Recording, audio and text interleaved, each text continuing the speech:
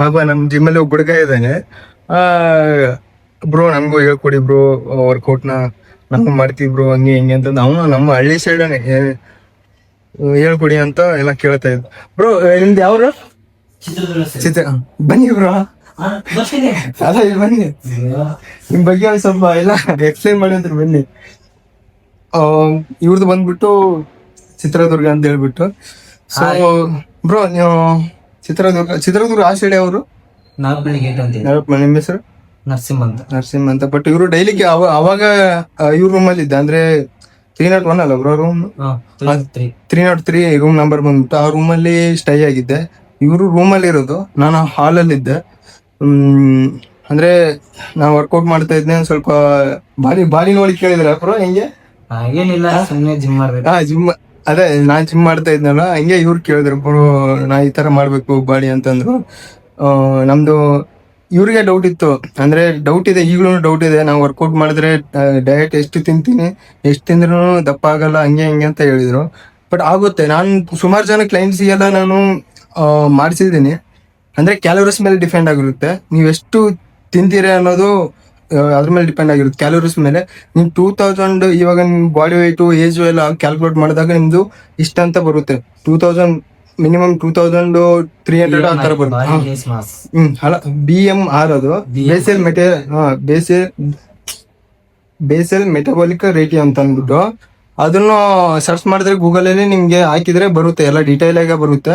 ನೀವು 2300 ಕ್ಯಾಲೋರೀಸ್ ತೋರಿಸಿದ್ರೆ 2500 ತಿಂದ್ರೆ ನಿಮ್ಗೆ ವೇಟ್ ಗೈನ್ ಅಥವಾ ಬಾಡಿ ಬಲ್ಕ್ ದಪ್ಪ ಆಗ್ಬೇಕಂದ್ರೆ ತುಂಬಾನೇ ಇಂಪಾರ್ಟೆಂಟ್ ಆಗಿರುತ್ತೆ. ಅದೇ ರೀತಿ ನಿಮ್ಗೆ ವರ್ಕೌಟ್ ಮಾಡ್ತಾ ಇದ್ದೀನಿ ಅಂತಂದ್ರೆ ನೀವು ಪ್ರೋಟೀನ್ ನಿಮ್ ಬಾಡಿಗೆ ತುಂಬಾನೇ ಇಂಪಾರ್ಟೆಂಟ್. ನೀವು ಮಸಲ್ ಗೇನ್ ಮಾಡ್ತೀರಿ ಅಂದ್ರೆ ಪ್ರೋಟೀನ್ ಬಂದ್ಬಿಟ್ಟು ನಿಮ್ಗೆ ನಿಮ್ದು ವೇಟ್ ಏನಿದೆ, ನಿಮ್ ವೇಟು ಆಗ್ಬಿಟ್ಟು ಇದರಲ್ಲಿ ಕ್ಯಾಲ್ಕುಲೇಟ್ ಮಾಡಿದ್ರೆ 1.2 ಅಥವಾ 2 ಹಾಕೊಂಡ್ರೆ, ನಿಮ್ ಏಜ್ 60 ಮಿನಿಮಮ್ 60 ಇದೆ ಅನ್ಕೊಳ್ಳಿ, 60 into 2 ಹಾಕೊಂಡ್ರೆ ನಿಮ್ಗೆ ಅಲ್ಲಿ ಬಂದ್ಬಿಡುತ್ತೆ ಕ್ಯಾಲ್ಕುಲೇಟ್ ಎಷ್ಟು ತಿನ್ಬೇಕಂತ.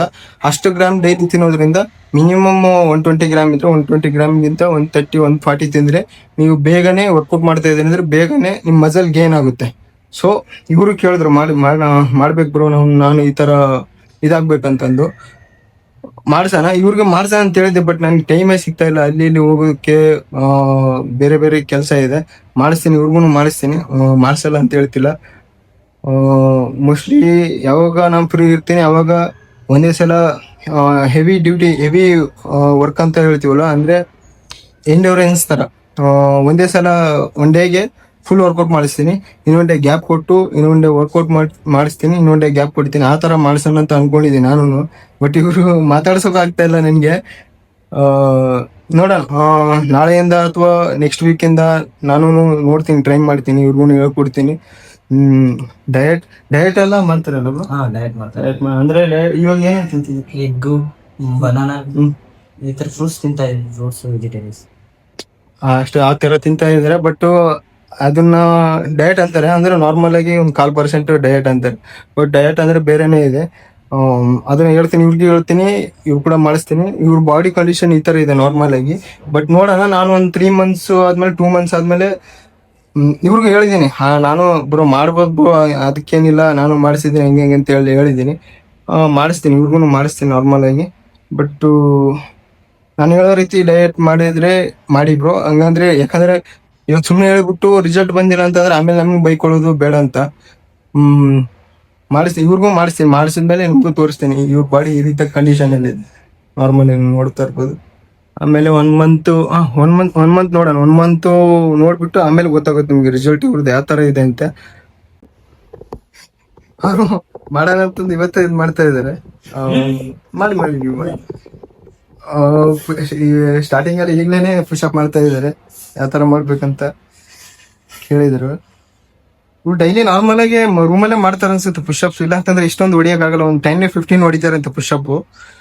ಪರವಾಗಿಲ್ಲ 10-15 ಅಂತಂದ್ರೆ. ಬಟ್ ಇವ್ರ ಹತ್ರ ಸ್ಟ್ರೆಂತ್ ಇದೆ, ಬಟ್ ಬಾಡಿ ಇಲ್ಲ ಅಷ್ಟೇನೆ ಇವ್ರ ಹತ್ರ.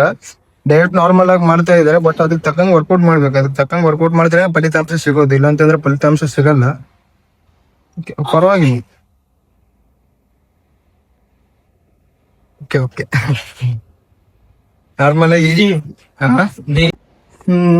ಮುಂಚೆ ಎಲ್ಲ ಅವಾಗೆಲ್ಲ ನಿಮ್ಗೆ ವಿಡಿಯೋದಲ್ಲಿ ಹಾಕಿದ್ದೀನಿ. ಅಂದ್ರೆ ಹಳೆ ಜಿಮ್ಮಲ್ಲಿ ಹೋಗ್ಬೇಕಾದ್ರೆ ಟ್ರಾನ್ಸ್ಫಾರ್ಮೇಶನ್ದು ವಿಡಿಯೋಸ್ ಮಾಡ್ಕೊಂತೀನಿ ಅಂತಂದ್ರೆ ಅವರೇ ಬೇಡ ಅಂತಂದ್ರು. ಬೇಡ ಬ್ರೋ, ನಮ್ಗೆ ಟ್ರಾನ್ಸ್ಫಾರ್ಮೇಶನ್ದು ವಿಡಿಯೋ ಮಾಡ್ಕೋಬೇಡಿ ಬೇಡ ಅಂತಂದು ಅವರೇ ಪರ್ಮಿಷನ್ ಕೊಡ್ಲಿಲ್ಲ. ಸೊ ಅದಕ್ಕೋಸ್ಕರ ಮಾಡೋಕ್ಕಾಗ್ಲಿಲ್ಲ ನನಗೆ.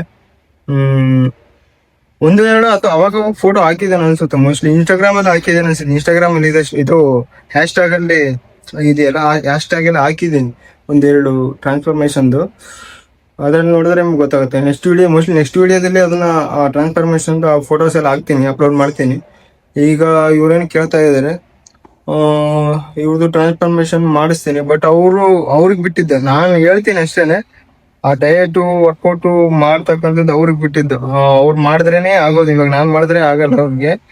ಅವ್ರು ಮಾಡಿದ್ರೇನೆ ಅವ್ರಿಗೆ ಫಲಿತಾಂಶ ಸಿಗುತ್ತೆ. ಅವ್ರು ಮಾಡಿಲ್ಲ ಅಂತಂದ್ರೆ ಅಷ್ಟೇನೆ. ಅವರು ಇವಾಗ ಹೆಂಗಂದ್ರೆ ಕರೆಕ್ಟಾಗಿ ಪ್ರಾಸೆಸ್ ಪ್ರಕಾರ ಇವಾಗ ವರ್ಕೌಟ್ ಮಾಡಿಬಿಟ್ಟು ನಾನು ವರ್ಕೌಟ್ ಹೇಳ್ಕೊಡ್ತೀನಿ, ಇಲ್ಲ ಅಂತ ಹೇಳ್ತಿಲ್ಲ. ಡೈರೆಕ್ಟ್ ಒಂದು ಸ್ವಲ್ಪ ನಾರ್ಮಲ್ ಆಗಿ ಹೇಳ್ಕೊಡ್ತೀನಿ.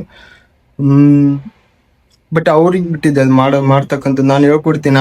ನಾನು ಇಲ್ಲಿ ಎಷ್ಟು ತುಂಬಾ ದಿನ ಇರಲ್ಲ, ಬಟ್ ಅವ್ರು ಹೇಳ್ಕೊಡಿ ಅಂತ ಹೇಳ್ತಾ ಇದ್ದಾರೆ. ಎಷ್ಟು ದಿನ ಇರ್ತೀನಿ ಅಷ್ಟು ದಿನ ಅಷ್ಟೊಂದು ಹೇಳ್ಕೊಡ್ತೀನಿ.